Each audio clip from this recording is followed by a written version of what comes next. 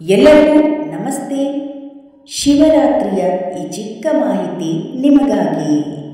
ಈ ಬಾರಿಯ ಶಿವರಾತ್ರಿ ತುಂಬನೇ ವಿಶೇಷವಾಗಿದೆ. 60 ವರ್ಷಗಳ ಬಳಿಕ ಈ ಅಪೂರ್ವ ಘಟನೆ ಸಂಭವಿಸಲಿದೆ.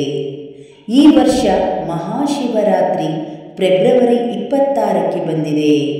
ಹಿಂದೂಗಳ ಸಡಗರ ಸಂಭ್ರಮದ ಆಚರಣೆ ಮಹಾಶಿವರಾತ್ರಿ ಅಲ್ಲದೆ ಈ ವರ್ಷ 144 ವರ್ಷಗಳಲ್ಲಿ ನಡೆಯುವ ಕುಂಭಮೇಳ ಕೂಡ ನಡೆಯುತ್ತಿದೆ. ಇನ್ನು ವೈದಿಕ ದೃಷ್ಟಿಯಿಂದಲೂ ಈ ದಿನ ತುಂಬನೇ ಮಹತ್ವವಾಗಿದೆ. ಈ ದಿನದಂದು ಸೂರ್ಯ, ಬುಧ, ಶನಿ 3 ಗ್ರಹಗಳು ಕುಂಭರಾಶಿಯಲ್ಲಿ ಇರಲಿದೆ. ಹಾಗಾಗಿ ಈ ದಿನ ಧಾರ್ಮಿಕ ಕಾರಣಗಳಿಂದ ತುಂಬನೇ ವಿಶೇಷವಾಗಿದೆ. ಶಿವರಾತ್ರಿಯಂದು ಈ ವಿಶೇಷ ಯೋಗಗಳುಂಟಾಗಲಿದೆ. ಈ ವರ್ಷ ಬುಧವಾರದಂದು ಶಿವರಾತ್ರಿ ಬಂದಿದೆ. ಅಲ್ಲದೆ ಮಕರ ರಾಶಿಯಲ್ಲಿ ಚಂದ್ರ ಇರಲಿದೆ. ಅಲ್ಲದೆ ಶ್ರಾವಣ ಮತ್ತು ಧನಿಷ್ಠ ನಕ್ಷತ್ರಗಳ ಸಂಯೋಗ ಕೂಡ ಉಂಟಾಗಿದೆ. ಗರಿಡ ಯೋಗ, ಶಿವಯೋಗ ಉಂಟಾಗಿದೆ. ಹಾಗಾಗಿ ಈ ದಿನ ಶಿವನ ಪೂಜೆಯಿಂದ ವಿಶೇಷ ಫಲ ದೊರೆಯಲಿದೆ. 60 ವರ್ಷಗಳ ಬಳಿಕ ಶಿವರಾತ್ರಿಯೆಂದು ಮೂಡಿಬಂದಿದೆ. ಈ ವರ್ಷ ಮಹಾಶಿವರಾತ್ರಿಯಂದು ಕುಂಭರಾಶಿಯಲ್ಲಿ ಸೂರ್ಯ, ಬುಧ, ಶನಿ ಈ 3 ಗ್ರಹಗಳ ಸಂಯೋಗ ಉಂಟಾಗಲಿದೆ.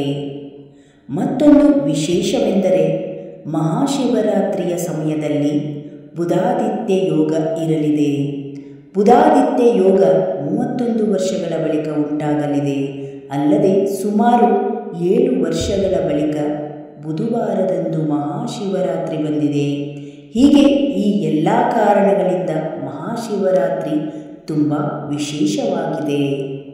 ಮಹಾಶಿವರಾತ್ರಿಯಂದು ಪೂಜೆ ಮಾಡುವುದರಿಂದ ವಿಶೇಷ ಫಲ ನೀಡಲಿದೆ. ಈ ದಿನ ಮಹಾಶಿವನಿಗೆ ರುದ್ರಾಭಿಷೇಕ ಮಾಡುವುದರಿಂದ ಇಷ್ಟಾರ್ಥಗಳು ನೆರವೇರಲಿದೆ. ಈ ದಿನ ಉಪವಾಸವಿದ್ದು ಶಿವನನ್ನು ಆರಾಧಿಸಿ. ಈ ದಿನ ಮಹಾಶಿವನಿಗೆ ಪೂಜೆ ಸಲ್ಲಿಸಿ ಬೆಳಗ್ಗೆ ಎದ್ದಾಗ ಸೂರ್ಯನಿಗೆ ಅರ್ಘ್ಯ ಅರ್ಪಿಸಿ. ಶಿವರಾತ್ರಿಯಂದು ಪೂಜೆ ಸಲ್ಲಿಸುವುದರಿಂದ ವರ್ಷದ ಫಲ ಸಿಗುತ್ತದೆ. ಇನ್ನು ಶಿವರಾತ್ರಿಯಂದು ನಡೆಯಲಿರುವ ಪೂಜಾ ಸಮಯ. ಪ್ರದೋಷ ಕಾಲ ಪೂಜಾ ಸಮಯ ಸಂಜೆ 5:48ರಿಂದ ರಾತ್ರಿ 8:26ರವರೆಗೆ ಇದೆ.